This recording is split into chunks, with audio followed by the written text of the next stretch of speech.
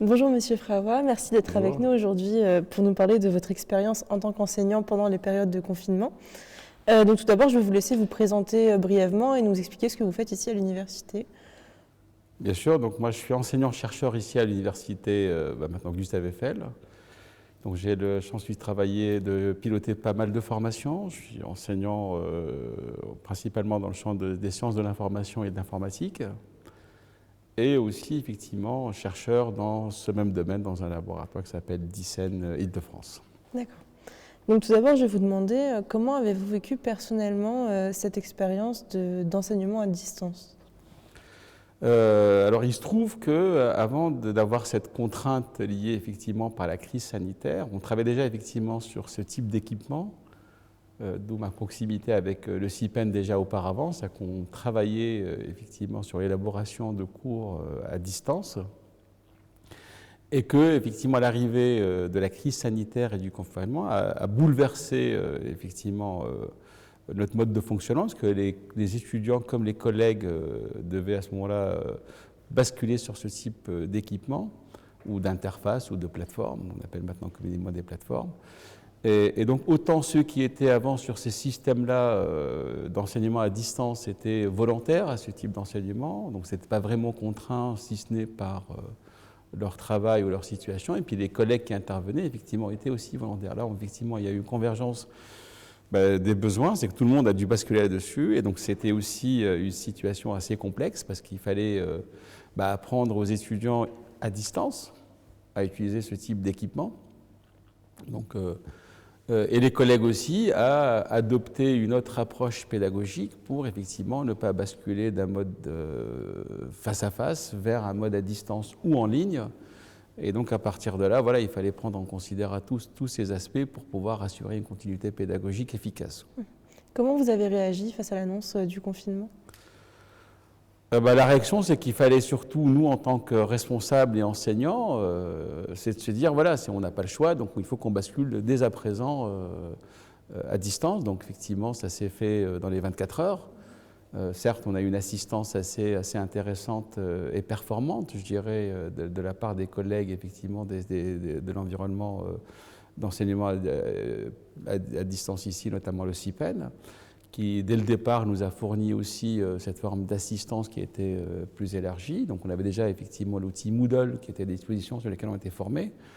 Et on avait effectivement des collègues qui nous avaient accompagnés déjà auparavant sur ce type de prestations. Après, effectivement, il y a d'autres outils qui sont mis en place, et effectivement, toutes les questions auxquelles on était confrontés d'un point de vue technique, ce qui était important, le CIPEN, effectivement, nous a toujours répondu de manière favorable sur les outils, sur l'accompagnement, sur les dispositifs.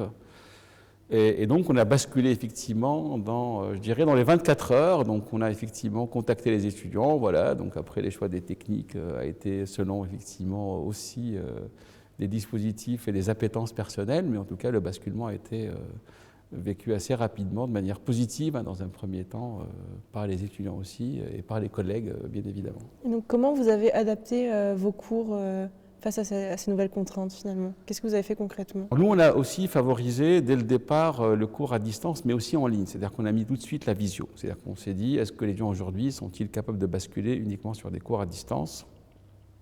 Peut-être il y a des particularités, donc effectivement, moi je gère pas mal de formations dites des licences professionnelles, mais aussi un DAU, donc dans lesquels les publics sont, je dirais, en attente d'une interaction face à face. Et donc ce basculement en distanciel, il a fallu effectivement qu'on l'accompagne sur la mise en place de visio. Donc on a vu l'émergence de pas mal d'outils, Discord, Zoom, Teams, Google Meet, etc.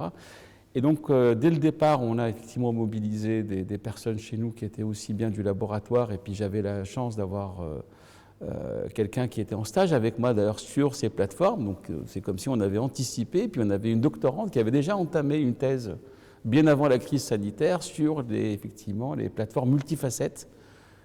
Et donc tout de suite, ils ont été présents pour effectivement contacter les profs pour dire voilà, qu'est-ce qu'on peut faire, comment on peut faire, les former à la plateforme, parce que pour beaucoup, ils ne savaient pas. Et donc voilà, on a apporté cette assistance aussi en interne, donc que ce soit de la part de M. Diallo ou de Mme Charrer, qui continue encore à faire son doctorat avec nous, pour effectivement les accompagner. Et surtout aussi former les étudiants pour qu'effectivement ils puissent comprendre aussi comment ça se passe et que le problème de la caméra allumée ou pas, des questions comme ça, la question effectivement de mettre des documents sur le Drive ou sur Moodle. Voilà. Donc on a effectivement tout de suite apporté cette assistance numérique et je vous dis, ça a été aussi facilité par le fait que on nous a effectivement aussi laissé une liberté, je dirais, de choix et d'action de la part de l'université, quoi. Donc ça a été facile pour vous de vous adapter justement à ces outils-là, de faire des cours en visio. Est-ce que vous avez eu besoin aussi justement, vous, de vous former à ces plateformes-là, ou est-ce que ça a été... Alors, les plateformes, donc je vous dis, moi j'avais déjà effectivement la chance d'avoir été formé par le CIPEN sur Moodle, quelques collègues aussi.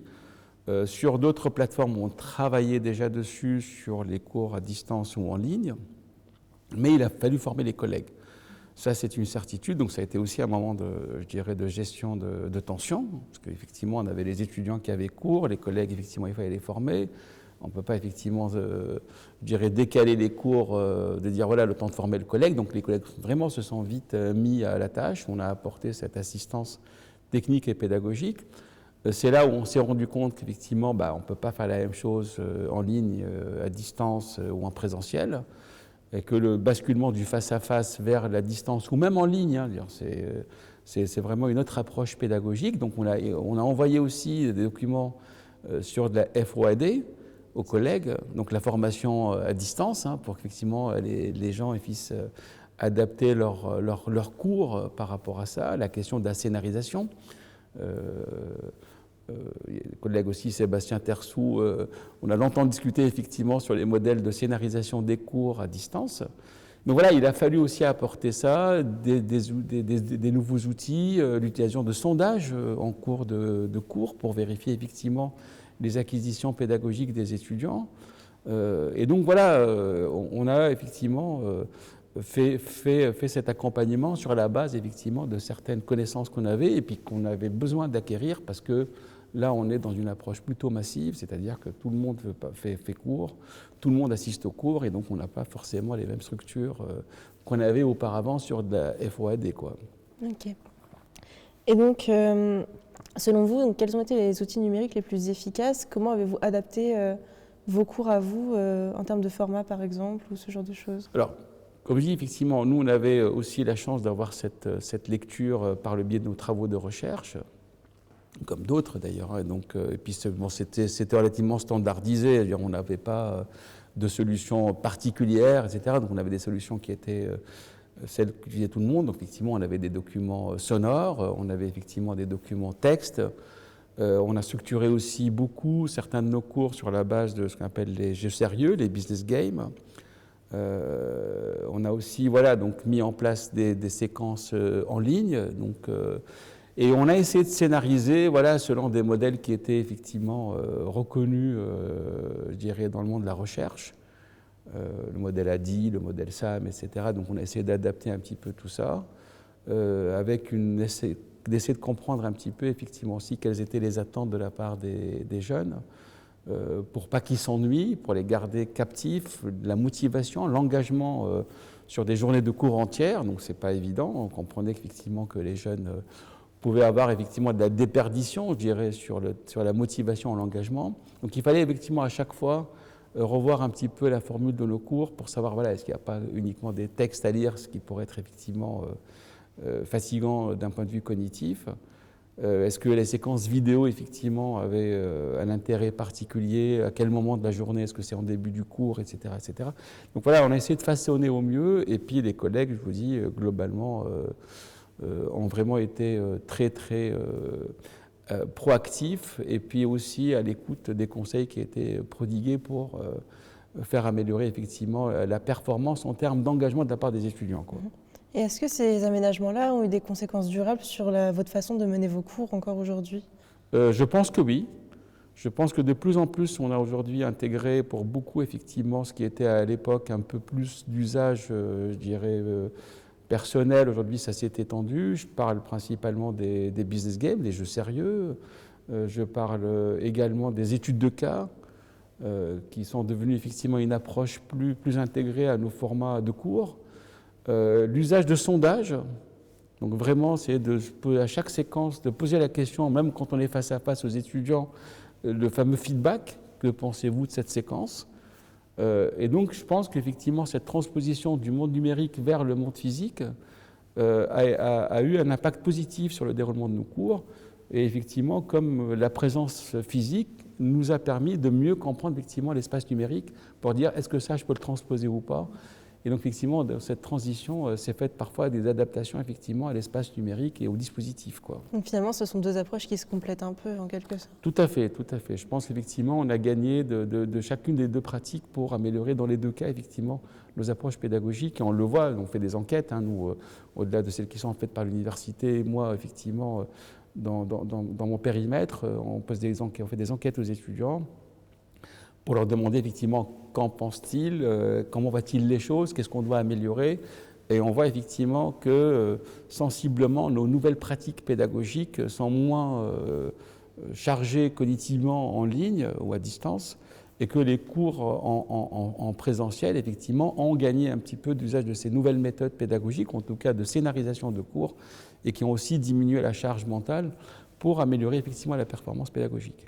Et donc vous avez eu des retours globalement positifs de vos étudiants à l'issue du confinement? Les retours qu'on a sont positifs. Alors je vous dis, la question qui se pose, c'est que nous, on est sur des diplômes terminaux, donc des cycles licence professionnelle, donc c'est des troisième années ou des masters. Et donc le niveau d'engagement, effectivement, c'est aussi lié au niveau de diplomation, c'est-à-dire qu'on a fait des enquêtes sur des étudiants qui étaient plutôt en deuxième année, en milieu de cycle, en entrée de cycle. Donc on n'a pas peut-être les mêmes résultats. Et nous, effectivement, le niveau d'engagement, c'est qu'il y avait une diplôme au bout. Et donc c'était important pour eux aussi qu'ils soient engagés à ce niveau-là. Donc ce qu'on a constaté sur des enquêtes qu'on a menées aussi sur le niveau de résilience des étudiants, sur leur capacité effectivement à se dire bon, on n'a pas le choix, donc il faut qu'on progresse. Et ça, c'était impressionnant de la part des jeunes. Je ne vous cache pas, j'ai été vraiment impressionné de la part des jeunes, de leur capacité à transcender les événements et d'accepter ces nouveaux modèles pour vraiment s'assurer de leur apprentissage plus que de leur réussite. C'est-à-dire qu'on ne s'est pas dit dans l'idée, après tout, c'était compliqué pour eux, on va se permettre de se dire, voilà, on sera moins exigeant. Non, on a été la même exigence, ils ont été conscients de ça, ils ont même été demandeurs, puis voilà, on ne veut pas que ce soit moins exigeant. Je parle en tout cas de nous, l'université, ici, dans ce qu'on a pu observer. Et donc, cette capacité de résilience nous a vraiment impressionnés, quoi, vraiment impressionnés. On n'a pas eu... moi, je n'ai pas eu d'abandon dans pratiquement aucune formation. Hein, je veux dire, même ceux qui, effectivement, étaient en situation d'isolement, parce qu'on avait aussi mesuré les personnes qui étaient, pour beaucoup, effectivement, étaient isolées au niveau de leur logement, donc qui n'ont pas pu repartir chez eux. Mais effectivement, même eux, on n'a pas eu de situation d'abandon, quoi. Ok. Et donc globalement, vous êtes plutôt fiers en fait de ce que vous avez pu accomplir pendant cette période? Alors fier tout seul, non, parce que je vous dis aujourd'hui, vraiment ce qui est important, parce qu'on l'a vu sur la deuxième période de confinement, c'est que les jeunes n'ont pas été dans un refus ou un rejet. Et donc ça nous a permis en permanence, je dirais, de vouloir performer ou surperformer davantage. On n'aurait pas eu cette capacité des jeunes vraiment à concevoir le cours en ligne comme une opportunité par rapport à la crise, hein, ou les crises successives qui peuvent arriver. Je pense que même on aurait effectivement été en difficulté d'assurer, je dirais, cette qualité de cours. Et je pense que ça vient plutôt de cette attente, de cet engagement, même si lors du deuxième confinement, effectivement, il y avait un petit peu aussi un sentiment de ras-le-bol, quoi. Les gens se sont dit, après tout, voilà, on est un peu fatigué du distanciel. Donc là, aujourd'hui, tout à l'heure, on est en train d'orienter nos travaux de recherche sur effectivement la motivation et l'engagement, quoi. C'est-à-dire comment maintenir ça dans les années futures, si jamais la crise est appelée à se répéter, et comment concevoir effectivement des espaces, je dirais, d'apprentissage qui soient propices aux jeunes pour que nous aussi, on reste derrière motivés, même si, je vous dis, sans cet engagement, moi je sais que j'ai fait parfois des cours en ligne où j'avais des caméras éteintes, donc effectivement, on explique aux gens, voilà, parler à un ordinateur pendant 3 heures, avec un écran noir, voilà, il faut être motivé. Donc effectivement, c'est plutôt, je dirais, cette forme d'interaction avec les jeunes, qu'on travaille sur les espaces interactifs, nous a effectivement maintenus engagés et motivés et heureux d'avoir accompli ce travail effectivement dans ces conditions, quoi.